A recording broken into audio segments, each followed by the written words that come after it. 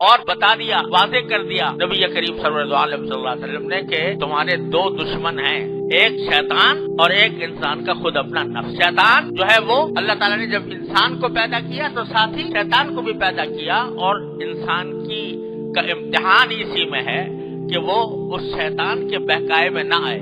وَلَا يَغُرَّنَّكُمْ بِاللَّهِ الْغَرُورُ، وہ بڑا دھوکے باز ہے، اس کے دھوکے میں نہ آنا۔ کھل کے بتا دیا کہ اس کے دھوکے میں نہ آنا۔ وہ تمہارے دل میں خواہشیں پیدا کرے گا، گناہ کی طرف لے جائے گا، اور تمہارے نفس کو آمادہ کرے گا، گناہ کرنے پر آمادہ کرے گا۔ اور ایک نفس پیدا کرتی ہے نفسانی خواہشات، وَنَفْسٍ وَمَا سَوَّاهَا فَأَلْهَمَهَا فُجُورَهَا وَتَقْوَاهَا، یہ نفس ایسا پیدا کر دیا کہ اس میں گناہ کی بھی خواہش پیدا ہوتی ہے اور اللہ تعالیٰ سے ڈرنے کی خواہش بھی پیدا ہوتی ہے۔ اب بندے کا کام یہ ہے کہ وہ اپنے آپ کو تقویٰ کی طرف لے جائے اور فجور سے اور گناہ سے بچائے۔ یہ ہے سب سے بڑا کڑا امتحان، اور اس کڑے امتحان کا جو ہے طریقہ بھی بتا دیا اللہ جل جلالہ نے اور نبی کریم صلی اللہ علیہ وسلم۔ وہ کیا بتا دیا کہ گناہ کے تقاضے تمہارے دل میں پیدا ہوں گے۔ وہ انسان نہیں جس کے دل میں گناہوں کے تقاضے نہیں پیدا، گناہوں کے تقاضے پیدا ہوں گے۔ تم فرشتے نہیں ہو، فرشتے تو ہم نے اپنی عبادت کے لیے پیدا کیے ہیں، ان کے دل میں گناہ کا وسوسہ بھی نہیں آتا۔ تمہیں پیدا کیا ہے اس طرح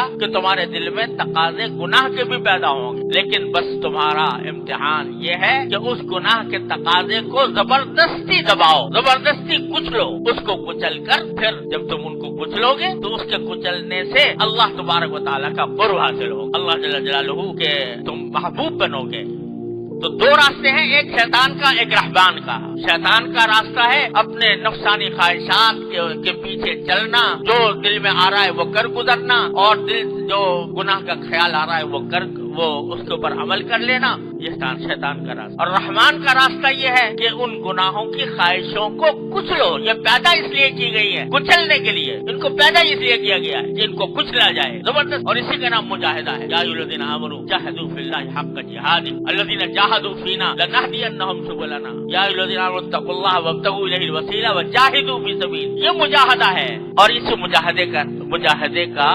مجاہدے کو اگر کہا جائے تو اس کو دوسرے الفاظ میں صبر کر، قرآن کریم کی اصطلاح میں صبر کر۔ وہاں جو جنت عطا ہوگی تو اس کے بارے میں قرآن کریم فرمایا کہ بما صبروا، کہ ان کو جو جنت کی نعمتیں دی جا رہی ہیں یہ صبر کے بدلے میں دی جا رہی، جو انہوں نے صبر کیا دنیا، صبر کیا کہ داعیہ پیدا ہو رہا تھا، گناہ کا پیدا ہو رہا تھا، لیکن انہوں نے زبردستی اپنے آپ کو اس سے گناہ سے روکا، صبر سے کام لیا، اور صبر سے کام لے کر گناہ سے رک کر باز آ گئے گناہ۔ تو یہ صبر ایسی صفت ہے کہ فرمایا کہ اولئک صبر، جب داخل ہوں گے جنت میں تو کیا کہیں، سلام علیکم بما صبر، تمہارے اوپر سلامتی ہے، کیوں ہے؟ اس لیے کہ تم نے صبر سے کام لی۔ صبر کیا ہے کہ اپنے نفسانی خواہشات جو گناہ کی طرف لے جا رہی ہیں ان کو زبردستی کچلے، یہ پیدا ہی اس لیے کی کہ ان کو کچلا جائے۔ آنکھ ہے، آنکھ کی بات ہو رہی تھی، آنکھ ہے اللہ تبارک و تعالیٰ نے بنائی ہے اپنی قدرت کے نظارے دکھانے کے لیے۔ اب دل میں تقاضا پیدا ہو رہا ہے، جب بازار میں آدمی نکلتا ہے،